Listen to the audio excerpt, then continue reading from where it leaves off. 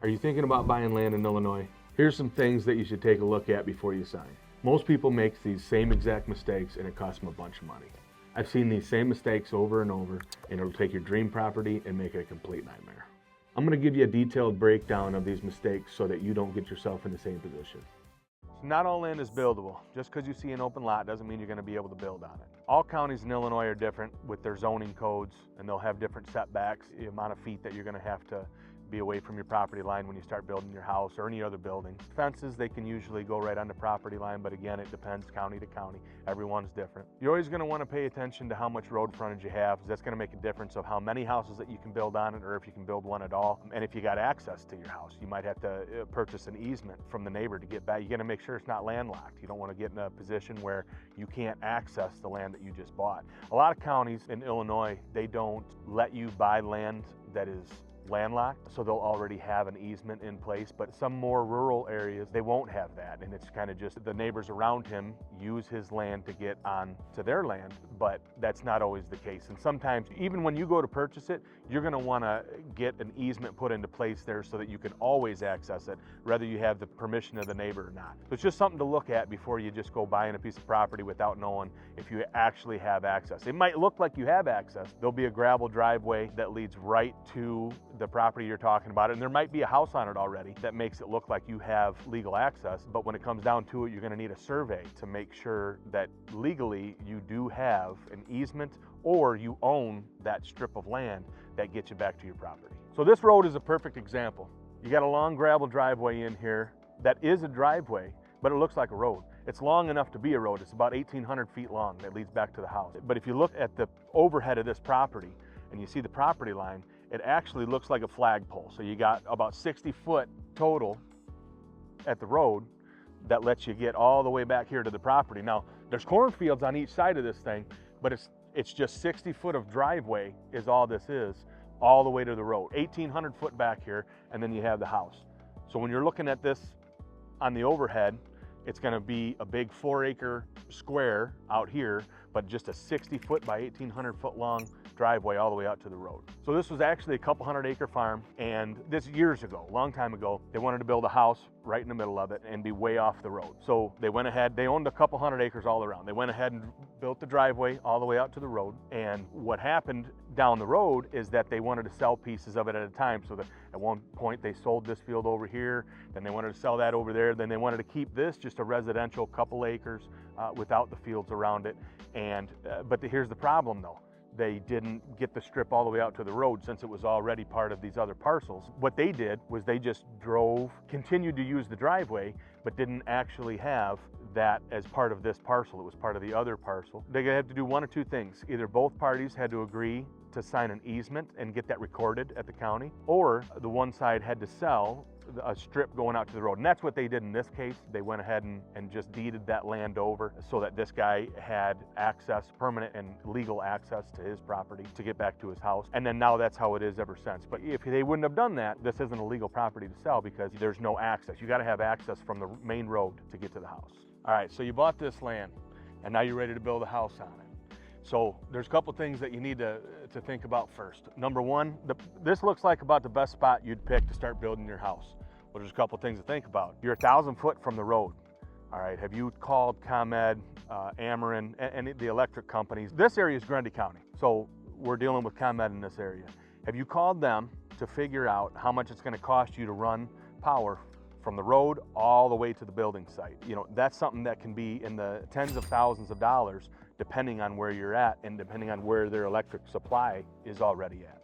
So one of the next things you're going to want to consider is getting a well. You got to get water into your house. This particular spot, it's about 500 to 600 feet is where you're going to hit water. Good consistent supply of water. A lot of times you'll hit it 40 to 50 foot down, but you'll start running into issues. You know, you'll take one shower and then all of a sudden the water stops.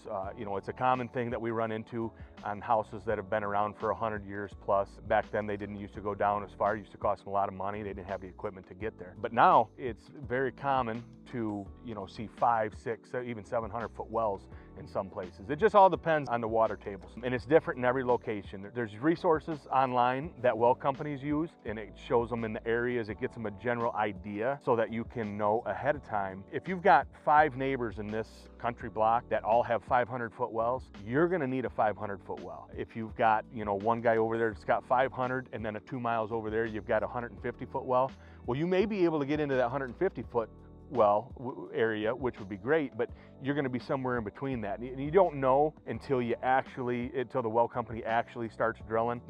They kind of, once they get to a certain spot, they know that's deep enough. But unfortunately, that's one of the things that you're really not going to know until you're already money into it. You have to be prepared for the worst case. So if you're, you might hit a bonus and only have to drill 100 foot, but there's a possibility of going 500 foot. That can be the difference. The well cost, it changes all the time, so I can't really quote you a good number on how much per foot, but if you kind of want to figure anywhere from $10,000 to $40,000 is a possibility for getting water into your house.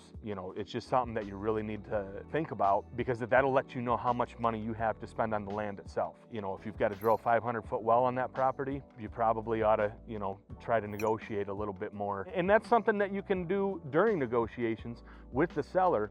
You can bring up that, hey, there's a good possibility I'm going to have a 500-foot well on this property, and then I'm going to have to be forking out quite a bit to get water to it, which makes a difference of how much I can pay you for the land itself. But that's just one of those things that I can help you through, getting when you're trying to put your deal together where you're actually going to build. So this spot behind me right here looks like a great flat spot to put a house. Here's the problem. There's a lot of water that comes off that field next door. What you're going to have is water in your basement, consistent problems with flooding. You're gonna start to get a lot of weeds popping up in your yard. That's one of the things that happens with a little bit too much water. The good grass dies, and the bad weeds that you don't want, they come up through there with sitting water. You get a little swampy. Right now it looks dry, but that's deceiving. We're in a dry part of the season. Here shortly, in about a month or two, we're gonna start seeing a lot more precipitation, a lot more standing water, and you're gonna be able to see why this spot in particular would not be a good spot to put a house. So another thing with the really wet areas, it's gonna be hard to get a septic tank in something like that. There's something called a percolation test, and it has to do with the septic tank. Is this land even gonna pass a perk test? If you can't get a septic tank in here, you're not gonna have a house. You can't set up porta potties all around the house. I mean, that's not feasible. One of the biggest questions I'm asked are, can you find me 2 to 3 acres to build a house on in the country? Well, I can understand that you only need 2 or 3 acres, as you only want to spend so much money. But here's the problem. In the county that we're in right now, this being Grundy County in Illinois, it's a minimum of 5 acres.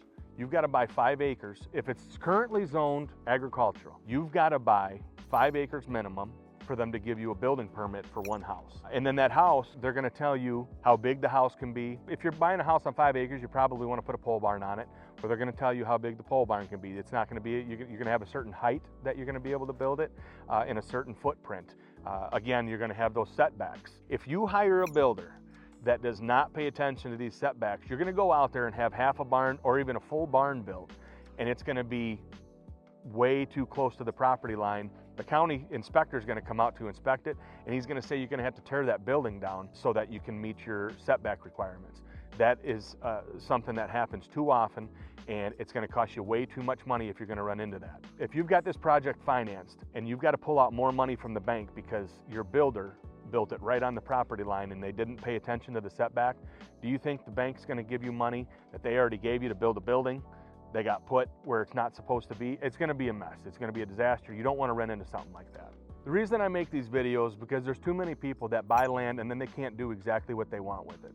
I'm tired of seeing that. I wanna make these videos and help you understand what it is that you're actually looking for. Everybody wants to buy land in the country and build a house on it. It's the American dream, but I wanna make sure that you're well aware of the ins and outs on whether that's gonna work for you or not. It might look good up front, but when it comes down to it, there's many different reasons of why you do or do not want to buy a certain piece of land to build a property. Hey, thanks for watching. If you're serious about buying land in Illinois, I've got some more videos coming up. I'm going to talk to you about negotiating, some things that no other realtors are going to tell you, some hidden costs, everything that you need to know about buying land and building houses on, or just even buying land that's already got a house built on it in the country.